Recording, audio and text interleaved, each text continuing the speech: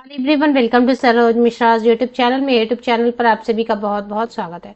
Non teaching recruitment advertisement IIT की तरफ से रिलीज हुई है, तो सभी परमानेंट पोस्ट है, रेगुलर पोस्ट है और कोई भी ग्रेजुएट, कोई भी स्नातक अप्लाई कर सकते हैं। फीमेल कैंडिडेट, जितने भी फीमेल कैंडिडेट हैं, मतलब किसी भी कैटेगरी के या एसटी एससी पीडब्ल्यूडी कैंडिडेट्स हैं, सभी के लिए फी एग्जेम्प्ट किया हुआ है, मतलब नो फी है। बाकी कैंडिडेट्स के लिए फीस पेमेंट करनी होगी। तो चलिए देख लेते हैं डिटेल्स कहाँ से आ रही हैं, मतलब एडवर्टीजमेंट कहाँ से आ रही है, कौन से आईआईटी से, जॉब लोकेशन, सिलेक्शन क्राइटेरिया क्या होगी, कौन कौन से पोस्ट है, फीस अगर देनी है तो कितनी देनी है। ये कंप्लीट इन्फॉर्मेशन आगे आपको वीडियो में ही प्रोवाइड कर दी जाएगी। सबसे पहले तो कोई रेस्ट्रिक्शन नहीं, किसी भी स्टेट के कैंडिडेट हैं अगर आप इंटरेस्टेड हैं, एटलीस्ट जिनके लिए नो फी है, वो तो जरूर फॉर्म भर के रख दें।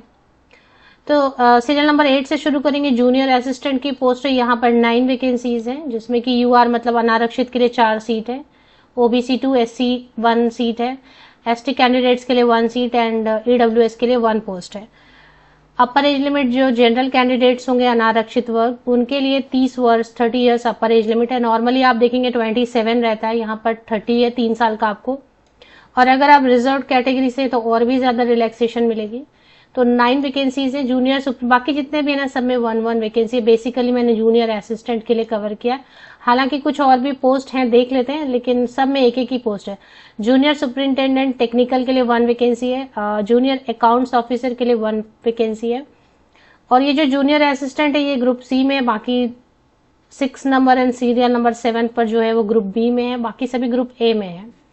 तो असिस्टेंट रजिस्ट्रार है, इसके लिए एक्सपीरियंस लगेगा, हालांकि यूआर अनरिजर्व कोई भी अप्लाई कर सकते हैं। 40 ईयर्स अपर एज लिमिट भी अच्छी है, बट इसमें एक्सपीरियंस मांग रहे हैं, तो फिर ये training placement officer, technical officer, assistant physical education officer, assistant student counsellor 1 vacancy है, और इसी तरीके से सबके लिए 1 वैकेंसी। तो जूनियर असिस्टेंट के लिए बेसिकली मैंने कवर किया ये video. Indian institute of technology Bhilai जो छत्तीसगढ़ में, छत्तीसगढ़ से वैकेंसीज आई हुई हैं।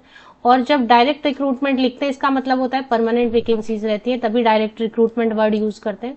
Non teaching administrative and technical post है। तो जैसा मैंने आपको बता दिया शुरू में ही कि जूनियर असिस्टेंट वाली जो पोस्ट है उसके लिए वीडियो खास करके कवर किया है। ये जो हैश लिखा यूआर में, एक आप ध्यान नोटिस देख कर रहे होंगे कि हैश दिया है उन्होंने 4 के ऊपर में, यूआर 4 सीट्स हैश। तो ये जो हैश है ना, इसमें 1 पोस्ट पीडब्ल्यूडी कैंडिडेट के लिए है, तो 3 पोस्ट है ऐसे तो यूआर में, और बाकी 1 पोस्ट पीडब्ल्यूडी कैंडिडेट के लिए। 7 सीपीसी देंगे। लेवल 3 लिखा 21,700 की बेसिक पे है। ग्रुप सी का पोस्ट है 21,700 plus the post carry the usual allowances at par with those admissible under IIT rules in the corresponding pay scale. तो जो भी अभी आईआईटी में देखें क्या होता है ना, सेंट्रल गवर्नमेंट ये नहीं है, बिल्कुल प्योरली गवर्नमेंट की ऑर्गेनाइजेशन नहीं है, नेशनल इंपॉर्टेंस की इंस्टीट्यूशन है आईआईटी। तो जरूरी नहीं है कि ये गवर्नमेंट जितने भी अलाउंसेस डिक्लेयर करेंगे तो आईआईटी वो सभी अलाउंसेस अपने एम्प्लॉय को देगी, बट देती है काफी सारे अलाउंसेस, ये भी देती है, आईआईटी भी देती है, क्योंकि नेशनल इंपॉर्टेंस की इंस्टीट्यूट है। तो अगर परमानेंट वैकेंसी है तो अलाउंसेस तो देंगे, भत्ते तो देंगे। तो अगर 21,700 की बेसिक पे है और डीए भी 46% अराउंड या उससे भी ज्यादा होगा, तो अगर उतना नहीं देंगे 35% भी देंगे, ऐसे ही सब अलाउंसेस। पीएफ तो देना ही पड़ेगा, प्रोविडेंट फंड, ग्रेचुटी 5 ईयर्स हो गया तो ग्रेचुटी देना होगा। प्रोविडेंट फंड में employ provident fund, employer, new pension scheme से पेंशन देनी होगी, प्लस जो है और ट्रेवलिंग अलाउंस देना होता है, एचआरए देना होता है। तो काफी सैलरी बनेगी, 40,000 के अराउंड तो सैलरी आराम से बन जाएगी। तो ये ज्यादा मैंने कवर नहीं किया असिस्टेंट रजिस्टर, एक एक पोस्ट के लिए क्या कवर करें। तो आगे बढ़ेंगे, सीधे डायरेक्टली चलेंगे जूनियर असिस्टेंट वाली पोस्ट को ही देखेंगे कि कुछ और सर्टिफिकेट मांग रहे हैं या परसेंटेज का कुछ प्रॉब्लम है। अब जैसे काउंसलर है तो आपको पता है साइकोलॉजी है आपका सब्जेक्ट, या फिर तो आप देखें, लेकिन सभी पोस्ट के लिए एक्सपीरियंस मांग रहे हैं। सिर्फ जो है ना जूनियर असिस्टेंट के लिए अभी एक पोस्ट है जूनियर सुपरिंटेंडेंट टेक्निकल, तो टेक्निकल लिख दिया है, तो इसमें काफी सारे ऑप्शंस दिए हुए हैं। इंजीनियरिंग वाले कर सकते हैं, master degree MSc computer science, normal MSc, ये सब कर सकते हैं अप्लाई। इसमें फ्रेशर भी अप्लाई कर सकते हैं जूनियर सुपरिंटेंडेंट टेक्निकल में। चलिए अब जूनियर असिस्टेंट वाली पोस्ट देख लेते हैं। इसमें सिर्फ जो है ना बैचलर डिग्री मांग रहे हैं 55% या अबव मार्क्स के साथ में, 55% या अधिक अंकों के साथ में ग्रेजुएट होना है। ग्रेजुएट होने का मतलब है कि अब BA, BSc, BCom, BE, BTech, BCA, BMM, BMS, बहुत सारे कोर्सेज हैं, उनमें से कोई भी आपने किया हुआ है 55% या अबव मार्क्स के साथ में, तो आप बिल्कुल यहाँ पर अप्लाई कर सकते हैं। अब इसमें कोई भी आपसे सर्टिफिकेट नहीं मांग रहे हैं, कोई भी एक्सपीरियंस नहीं मांग रहे हैं। अगर डिजायरेबल में दिया हुआ है कि हाँ ठीक है आपको टाइपिंग आना चाहिए और डिजायरेबल में है, और कंप्यूटर का जो बेसिक एप्लीकेशन है, पावर पॉइंट है, एक्सेल शीट है वगैरह, ये सब आपको आना चाहिए, वो भी डिजायरेबल में, नॉट मैंडेटरी। तो वो तो खैर आप सीख लेंगे, वैसे भी पावर पॉइंट वगैरह, एक्सेल शीट वगैरह तो सीखने में कोई बहुत वक्त लगता नहीं है।